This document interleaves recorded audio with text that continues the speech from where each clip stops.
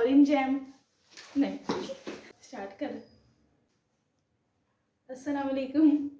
आज हम बना रहे हैं ऑरेंज जैम। जैसे कि सर्दियाँ आ गई हैं और ऑरेंज भी आ गई है। अस्सलाम वालेकुम, हेलो व्यूअर्स।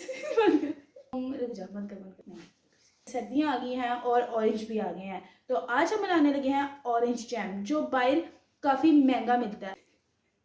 अस्सलामुअलैकुम, आज हम बना रहे हैं ऑरेंज जैम।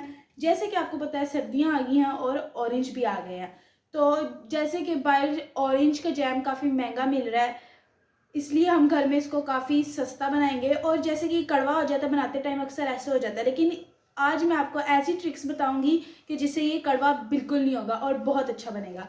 चलिए फिर आए इसको बनाते हैं। और अगर आपने मेरे चैनल को सब्सक्राइब नहीं किया तो इसको कर दें।